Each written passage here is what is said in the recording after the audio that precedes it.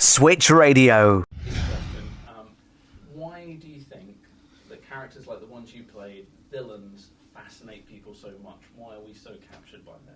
Because we get to do the stuff everybody else wants to do. That's what you're thinking. In real life. So as an opportunity to go to work and play and be all the bad things that you secretly think about in the back of your head while you fall asleep that are unacceptable in society, we get to do it. And someone dresses us, tells us what to wear and where to stand and what to say, and that's always fun. But that's not why people love it. Like, No, people love it because evil. because you just get to push the envelope. Yeah. You know, all the people who are like in their cars, just going, making gestures and doing all the things that you can't really. Well, you can do them. Well, you can do them because you're in the safety of your car, but you can't we get to actually push that boundary in the things we say and the things that we do, and showing up at. Because skinning puppies is not acceptable. No, we're showing up at what's her name's the baby's bedside and her, you know what I'm saying, and snatching babies. I mean, we're horrible people. We're horrible people. Inside and out. Yeah. That's the airline. Yeah. And of all the horrible people, why do you think that your characters, Ursula and Cruella, are some of the most popular horrible people? Well, you do all the things, and you have funny things that you say. I think. What I love about Cruella is she doesn't seem to care. At all. You were the worst. You were the worst. Yeah, I was. But because you get the scripts about a week in advance of shooting, you're finding out as you're going along where the creators are taking it. And I had no idea Cruella was going to be unrepentantly evil and born a sociopath and a psychopath. Spoiler alert! Hashtag. So that was a lot of fun to be able to play someone who just, because the way they'd written it, I kind of naturally didn't, she just didn't care, darling, because, why should she? They can go running around being all villainous, and I go, don't care. And then as it turned out, she didn't really care, which was really a lovely circle that we didn't know was going to happen. And I'm an old softie. And you turned out to be a fluffy, lovely. You just like a bunny inside. Like an octopus on the outside and like a bunny on the inside. It was very sweet. I had no bunny. I would have skinned you. You would have skinned me. No, but I think that people love Ursula from the cartoon and everything because she's just bawdy and outrageous and manipulative, and we got to do some of that. I think in the beginning, and the villains get all the great lines. And we got to do a lot of Starsky and Hutch stuff, didn't we? Oh my God! What did you call it? Ziggy Lenny and Squiggy? Lenny and Squiggy, but that's an American American. thing. Yeah, Laverne and Shirley. Yeah.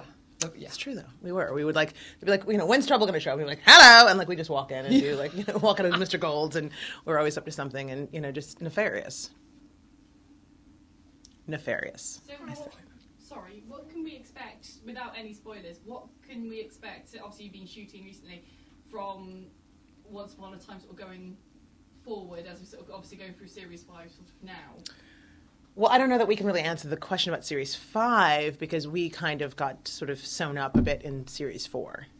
Oh, sorry, yeah. I got the series somewhere. It's okay. No. Okay. It's hard to answer the question because it's wrapped up in the States, and I don't know where you are here, because you guys get it on Netflix, yes? Yeah, we get it a day after the Americans. Oh, so you're actually getting Series 5 Yeah, we've got currently. 4 episodes of Series 5 to go. Oh, great. Before the winter finale. Yeah. I see here. Everyone's like, we know. Yeah. Well, so. they did release the info that Cruella's back. Cruella's back. So Cruella is going to show up a little bit in 5. I can't say any more, or I will be skinned like a puppy, and I don't want that.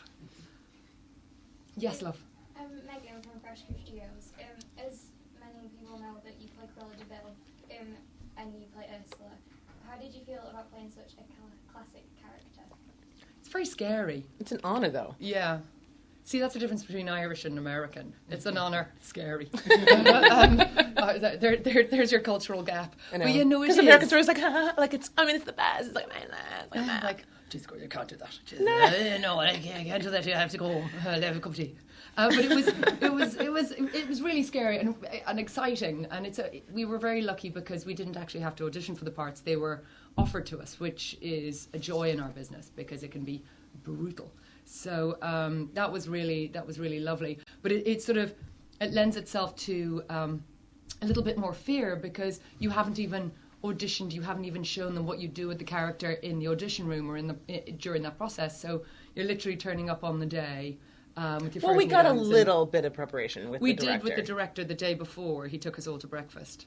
He was so great. I don't know what he did with you, but he sat down. He was English fella, John Emile, and he said, and we're chatting away, and he goes, "Darling, I'm very bored talking to you." I'm like, "Oh, sorry. Oh, I'm sorry." And he goes, "I want to talk to Corella." I'm like, "Oh God." Oh, And yeah, no, I had did to he do do the the same same thing, thing? and you're that- like- and I'm sitting there like that having breakfast with him, and next thing you know, it's like, "Oh, darling, someone bring me something decent to eat." Where's the bucket? It was just it was so much fun just to sort of go in and get a sense for it before you turned up on set. So. Well, it gave you kind of a place to go and to leap off from and something to play. But Yeah. I think before that, though, just being asked to do the part, you're like, okay, so what is it you see in me that makes you think octopus? You know, what is it you see in me that makes you think I should be a fat purple blonde octopus, you know, causing trouble? Don't in... ask the questions you don't want the answers to. Right, honey. exactly. Ever, so you're ever, just ever, like, ever. all right, I just, no, you know, like, but, you know, the guys, you know, the boys had been fans of Alias, so they knew that I could, you know, play, you know, a dark and twisted character, and you know, the same thing with you. I know you were sort of feeling like, you know, what is it that's, you know, I had this- one fan who said to me, "How do you feel about being cast as the ugliest Disney character of all time?" I'm like, "Oh, Jesus, fine. That's grand by me." That's, 3 hours of makeup later, they had to make you look oh, that it way. was fun. It was fun. I know. I said I got called it. But it is scary taking a your wigs. role on after someone like Glenn Close has played it. You know, I couldn't go and watch her version of it, even though I'd seen it years ago. I couldn't go and watch it because, no, too much fear. Yeah, well, And you have to bring your own take. You've got to bring your own take. I tried to in the beginning sort of replicate the voice, like to sort of give me like the sort of gravitas, because my first scene was with Robert Carlyle in the aquarium, Not and scary it's at like, all.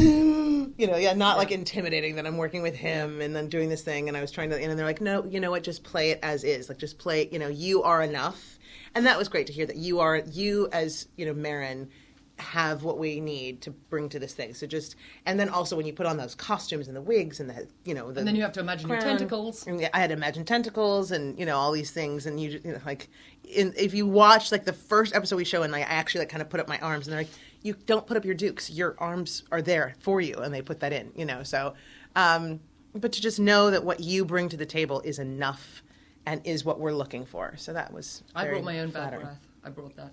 I Every cultivated day, it every I'm day. telling you, she worked on brought that it. every day. Quite a few differences between your characters on the show and the film's counterparts. Are they well received by yourselves and the fans? Well, you know, it's so funny because, you know, I get those things on Facebook that says, your memories, you know, and I like looked at my memories from like yesterday, and it was the day that they released the press about who I was playing in Once Upon a Time, because I wasn't allowed to say anything. And I was reading some of the comments, and because I hadn't looked at it before, and so like, you know, Yeah. but all that stuff still exists in this article on TV Line, and there was an endless stream of complaint that I wasn't fat enough to play the part, which I was like, thank you, thank you, That's a win. thank you. You know, but there was some problem with that, but there was some, you know, people were like, oh, I'm excited to see what you can do, and remember her from Alias and this and that, and you know, some of it was well received. I think ultimately, at the end of the day, like, people were so excited about this, you know, trio of, you know, Yeah, and they weren't sure about Corella because she didn't have magical powers, so the creators Exactly. gave her the ability to control animals with her dodgy breath, and that was sort of a really simple but smart way around that, you know, that and ultimately get to control Maleficent because of that, and because she's the dragon, and so what I find is people are really fascinated that the boys had taken what they had in the cartoon version and be able to spin it out with their own imagination, go, where would she go? Because obviously we have many hours to play with. It's not just an hour and a half of a well, and it's not, cartoon yeah, it's movie, not so- just one. You're focusing on so many different, Yeah, you know, characters and different facets of those. exactly. So there was iconic more, characters. like, to be able to give you dad, and I mean... Oh my God, and like intermingle the Little Mermaid story with mine, and you know, I think what I love that Adam and Eddie do, they take chances, they take risks, they sort of think outside the box, you know. I do think that the fans were like, there was a lot of people who were like, I'm glad there's a woman of color playing, you know, a villain, like, you know, just like to bring it, like, you know, I'm not purple, like, you know what I'm saying, you know, like, but they decided to like interpret it a completely different way, and I think that that's fabulous, and you know, they give you an opportunity to do something that you just don't get to do. So, you know, I mean, I think ultimately the fans were thrilled we were so excited to do it. We had stupidly good time. And it's just to be a part of that lexicon, to be a part of that, Disney history that's a huge honor. True. Right? I'm with her. Television now, compared to what it was 5-10 years, it's big, it's bold, it's brass, it's cinematic. What's it like being part of the TV world now? Oh, God. I mean, TV, there's so much. It's the era of TV. It really is a golden age. It's incredible. And you feel like, there you are, particularly with a show like this that is so, I mean, honestly, like, applause to, like, the special effects team and, like, and the costumers, like, how, they do a movie every week. Like, what they're doing in an 8-day schedule is insane.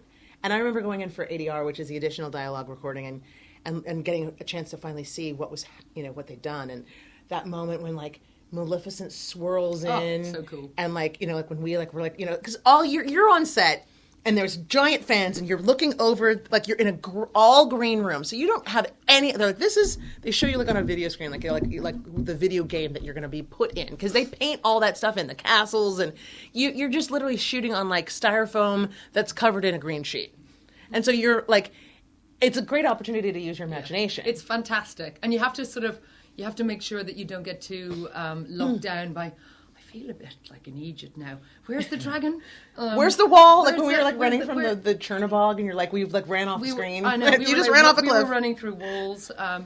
So it's really great to be able to just access your inner kid and go, dragon to the left. Yeah, no, there's a fan, and you're like and dragon up, and you're like, oh. And as long as they get, we had so many tennis balls and end of sticks to be able to go, there's the top of this, and you all get to channel your inner kid into this world that they're going to create for you, and But then when you see it, it's so. I mean, I was crying. Like we're like dragon, and like playing all that, and then you see it, and like how she's, she's flying, and then they swirl her in, and there's Chris, and you're just like, it's very cool. And you know who's brilliant? Ginny and Josh. They are excellent, hardcore, because they've been doing it for forever, and so they. Boy, do they don't let it up for a beat. Like their imagination, and like, because there's all these times you have to like stop and freeze, and then they go, okay, now you poof. Like, so it's like, this is here, and then like all of a sudden, okay, freeze. And then it poofs over here, because you just use your magic to like, make it move or whatever. And they are on top of it every single time. It's just, they are. It's a lot of fun. It's a marvel. It's a lot of fun. Yeah, I mean, to be a part of any television these days. And that people, like, just to be a part of something that like people are so rabid for and wait for to be, like, I mean, the first time our first episode aired, we were flying home from Vancouver. Oh yeah. And you and I were just idiots in the airport, checking, like we got on like the computer at the airport, like they had like some. Because you got instant feedback. Instant feedback. Because thanks to Twitter and social media and stuff, when you're working in the theatre, you get instant feedback. It's right in front of you, so you know what's working and what's not working, and then. And in TV, I've been around a long time, darling. You didn't always have back in the golden age. Because Alias did. There was no Twitter and Instagram, and so you waited for the ratings, and you waited for the odd article that said or yay, and now you can go on Twitter. So we were on Twitter in the airport going, oh, it's okay, they love it. Oh God, thank God. Oh my God, they're so excited. We weren't sure how it'd be received. Because you don't know, because they'd come from Frozen. Nice, innocent, lovely 20-year-olds being lovely and sweet and kind to 40 and twisted, darling. So we weren't sure if the audience were going to go with it. Oh, really? Yeah. 30 something and twisted. Yeah. 20 something, sure. I'm having much more fun in my 40s. I know, me too. You keep your 20s. Okay. Oh, I think I just swore. Sorry. Sir. It's me. Anything else? So I have a couple of questions about like the acting industry. Like, what did you do after school to get into the industry, and what would you recommend for people of like our age now in this town to do to get into the industry? In this town in specific? In Birmingham? In this like place. Oh, in this world. Place in time. Oh, this place in time. I thought you meant that. I'm like, I don't really know any Birmingham acting coaches. Well, go. And cue Merrin. Okay. Well, I started when I was in high school and did like a teen talk show called Scratch. And then went to UCLA, and just from there, like things just sort of escalated, and But I think it's so hard these days because I think you have to make the decision if you want to really be an actor or if you want to be famous, because there's a huge distinction between the two. And there's like reality television, and there's all these people who are like on shows where they did absolutely nothing. Maybe make a sex tape, and then end up with this huge. That could be exhausting. Which can be exhausting. So I've heard. No, but they have a perfume line and a video game and you know what I'm saying. So it's like that's a completely different thing. You don't have to be an actor to do that. And there's like 1,000 venues and singing competitions and bug eating competitions and all those sorts of things. So the people who want to be famous have that avenue. And then there are people who actually want to be actors. And if you want to be an actor, it takes a lot of work and training and craft and skill. And, I was the gal who had like 1,000 jobs as like a personal assistant. And then I would do that for a couple hours a day. And then I would go over here and like work at the bar. And then I would go over here and like deliver food for the zone. And, you know what I mean? I had like the girl with 1,000 different jobs because so I didn't have to be in an office to keep me. My parents kept saying, like, you need to get a teaching degree so you have something to fall back on. I'm like, I just need to keep falling forward. I'm in my 20s. Like, right now is the time to, like, be in acting class and make myself available. Like, the people I know who didn't ever make it, like, got something comfortable, and then they couldn't leave to go do auditions, and they didn't do anything to. So then they're now in their, 40s, and they're still going, well, maybe. And it's like, no. Like, you have to do it when you're young in that way to, like, have that opportunity, and you're brave, and you're stupid, and you're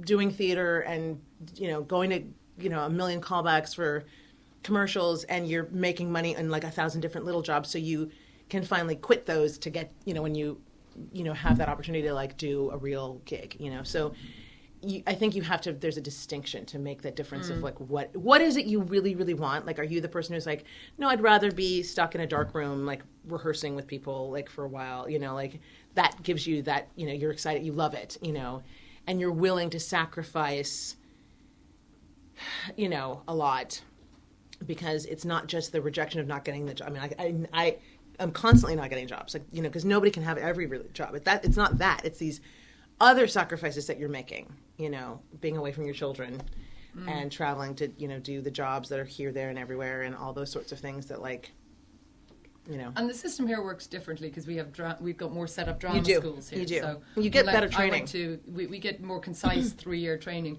but it's I went to the Bristol Vic for 3 years. Loved it. Did a lot of theatre, straight into TV. I was very lucky. Touch that wood. But to start it now, I still believe in training. So, back in Ireland, we have a fantastic place called the Lear, and it's attached to Trinity College, and it's got an incredible training program there.